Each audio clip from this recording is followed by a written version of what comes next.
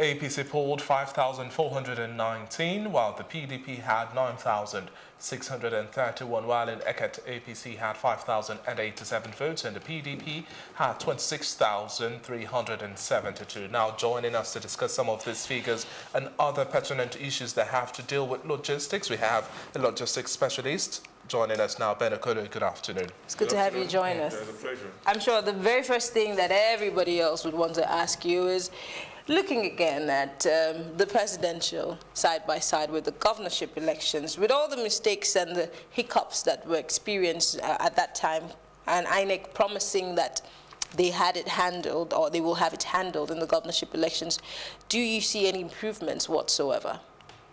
Oh, well, categorically speaking, I expected INEC to do better, in terms of logistics. For the presidential, we had hiccups here and there, and should I say that a couple of hours before the initial date for the presidential election, it was called up and it was regrettable. And what was his reason? INEC gave. The reason was basically logistics. And I begin to wonder, we have logistics specialists in this country spread all over. Why is it that logistics is now a problem, or became a problem at that point in time? We still keep putting the round pegs in square holes. Who are the people involved in logistics on the INEC? Ask ourselves these questions. It's not really far-fetched with happenings, around. If we have experts, professionals, to handle key logistics projects areas in INEC, I don't think we're having these issues. Okay, let's quickly... And just like Shirley said, in 2023, we may still be repeating this issue again. It's regrettable. What, are we backsliding this country? Are we going forward? Let's quickly talk about the area whereby election materials were sent to the wrong local government areas and wrong centers and a whole lot more. That happened during the presidential election and happened again during the governorship election, and to that effect, well, the PDP has said in Kogi State, we are not going to participate in that election because INEC ought to get its act together. How do you think we should also be mobilizing some of these materials and resources? And don't forget that even while INEC was transporting some of the materials in Warri North local government area, a boat capsized and some INEC staff were involved, that's ad hoc staff and core members and a whole lot more, including the materials as well. How should INEC be working more proactively and in a strategic manner so we don't have incidences where they're having close to fatal consequences? I really have to. My heart goes out to those INEC staffs. I don't know how many lost their life in this incident. There were no less than 12 persons and suspected to be INEC staff missing so far. And I pray God to give the family fortitude to bear the losses. Now, again, in Nigeria, a lot were budgeted for, logistically, for INEC issues, for moving materials from one end of the country to the other.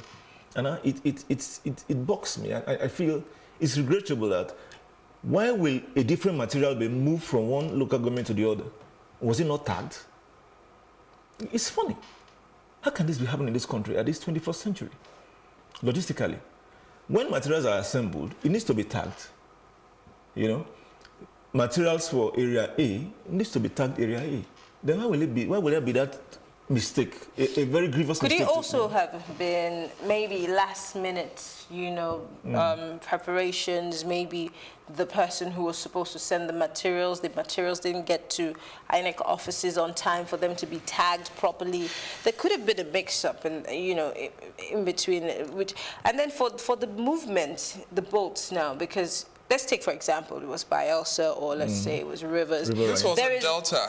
I'm just saying, these are states that have oil companies or oil servicing companies who have bigger boats that INEC could liaise with instead of using tiny boats that could capsize. I mean, for example, in Rivers, there's an LNG boat, which you would not feel like you're in a normal boat. Well, I agree with you that there are companies, oil companies that could have provided bigger boats for them.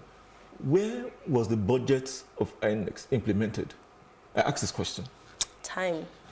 I asked this question. Were boats not included in the budget package for INEC? You know, because, of course, you know, you have human lives involved in this. In the movement of materials, you have machinery, you have human lives involved. When were both not impacted in the budget or accommodated in the budget? Or maybe helicopters. You know, or helicopters or choppers. Well, logistics is very key when it comes to electoral process worldwide. Mr. Kolo, I'm sorry to cut in. It's one thing to have a professional work with you. It's another to take that professional's ideas and make it happen, put it into your plan.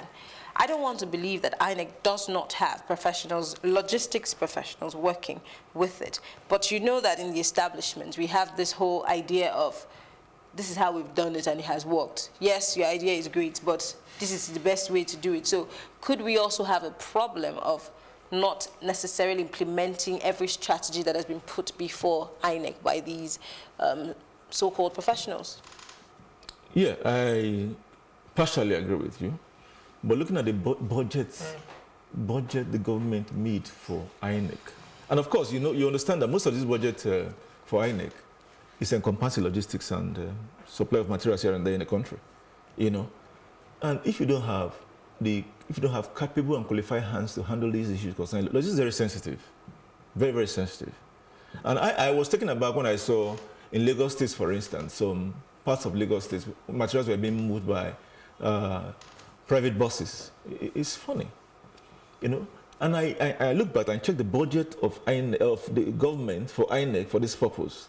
And I became worried. 189 billion naira. I became worried. And not to forget, we budgeted for horses, for dogs, for... And all that. I didn't see. And I didn't see any dog. And the budget for dog millions. And horses and all that. Did you see any? And of course, the police officers, we didn't see as many as we wanted to see. So again. Yeah, so going forward, logistics should be taken seriously. Not only that, policies of the government concerning electoral process in this country, you know, should back up the logistics process for effective deliverance. Talking about, still talking about logistics now, how do we also deal with the incident of fire at INEC offices as well, where we find out that most of these ballot papers and other sensitive materials get burnt? This is also housing logistics. In your own perspective as an expert, what are the parameters we should define for INEC as well as the security operatives protecting those areas so that we have them secure and we don't have to reprint, we don't have to repurchase? No less than 198 were purchased just before the election so that we could cover what was burnt in the last election. Now, a lot goes into logistics because safety and the security of materials equally is very key when it comes to logistics. And you know, the security agents were there, but who knows where these materials were stocked and stacked? Are they inflammable materials around? You know? But then I got worried when one incident or the other was happening in the whole country. Fire got in INEC material, fire got in different local governments around the country. And I began to wonder, is it now that these things are happening? So what checks and balances do we put in place? Exactly. Fine, the checks and balances are beautiful. We should make sure where INEC materials are stacked, you know, for electoral processes are well protected, number one, by security agencies. And we should make sure the place is secured concerning fire outbreak. You understand? Or incidental, whether intentional or not, anyway. If the security agency is there, any intentional fire outbreak could be ward off. You understand? And of course, taking into cognizance the fact that inflammable materials should not be around the place where materials are stacked. And those materials, of course, you know, are paper-like materials and all that. You know, and these are one of the reasons why you hear of fire outbreak here and there and all that. So if these things are put in place, I guess it's going to go a long way. Don't you think that we should also replicate the sort of votes that we see at CBN, where we hastily send some of these materials to? Maybe we could have them in INEC offices, I mean the state offices in different parts of the country. That way you know that these materials can never be destroyed, whether by water, by fire, and it will save costs, won't it? Have you taken time to think about it? Why is these materials, why are they housed in local government areas and CBN? You understand? For me, I think housing it in INEC offices nationwide could be an aberration to the security of those materials. How do you mean? You know, the safety of those materials will not be guaranteed. You understand? And if you see, when they send materials to local governments to be protected, they send security agents after with the materials alongside. You guys, have you noticed it? So it makes a lot of sense. Okay. How?